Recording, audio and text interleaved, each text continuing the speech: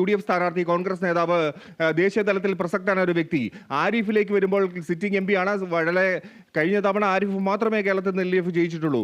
Sitting MP ആണ് അദ്ദേഹം. ഇവർ തമ്മിലുള്ള കടുത്ത പോരാട്ടത്തിൽ വോട്ടുകൾ അപ്പുറത്തേക്കും ഇപ്പുറത്തേക്കും മാറാനുള്ള സാധ്യത കാണുന്നു. അതിനിടയിലൂടെ BJPയുടെ കുത്തക വോട്ടുകളും പിന്നെ UDF LDF വിരുദ്ധ വോട്ടുകളും ആകുമ്പോൾ ശോഭാ സുരേന്ദ്രൻ ജയിക്കുമോ എന്നുള്ള ചോദ്യമാണ്. ശോഭാ സുരേന്ദ്രൻ കരഞ്ഞുകൊണ്ട് വാർത്താ സമ്മേളനം നടത്തി. ശോഭാ സുരേന്ദ്രനെതിരെ തെരഞ്ഞെടുപ്പ് വേദിയിൽ വലിയ അർത്ഥത്തിൽ വിവാദങ്ങൾ ഉയർന്നിരുന്നു. നമുക്കറിയാം, ദല്ലാൽ നന്ദകുമാറിന്റെ നേതൃത്വത്തിലൊക്കെ വലിയ അർത്ഥത്തിൽ ആരോപണങ്ങൾ ഉയർന്നിരുന്നു. കരഞ്ഞുകൊണ്ട് കണ്ണീരൊലിപ്പിച്ചുകൊണ്ട് ശോഭാ സുരേന്ദ്രൻ മാധ്യമങ്ങൾക്ക് മുന്നിൽ വന്ന് വാർത്താ സമ്മേളനം നടത്തേണ്ടി വന്നു. അതൊക്കെ വോട്ടായി മാറിയിട്ടുണ്ടോ നിതിൻ? തീർച്ചയായും സ്ത്രീ വോട്ടുകൾ മറഞ്ഞിട്ടുണ്ടോ എന്ന് സംശയിക്കേണ്ടിയിരിക്കുന്നു.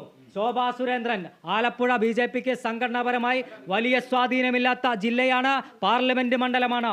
അവിടെയാണ് ചരിത്രത്തിലാദ്യമായി, ആലപ്പുഴ ലോക്സഭാ മണ്ഡലത്തിന്റെ ചരിത്രത്തിലാദ്യമായി 360 വോട്ടുകൾക്ക് ശോഭാ സുരേന്ദ്രൻ മുന്നിട്ട് നിൽക്കുമ്പോൾ രാജീവ് ചന്ദ്രശേഖരൻ പിറകോട്ട് പോയിരിക്കുന്നു. തിരുവനന്തപുരത്ത് വീണ്ടും ശശി തരൂർ ലീഡ് ചെയ്യുന്നു. അപ്പോൾ നമ്മൾ എടുത്തു പറയേണ്ടത് കേവല ഭൂരിപക്ഷം പിന്നിട്ട് 306 സീറ്റുമായി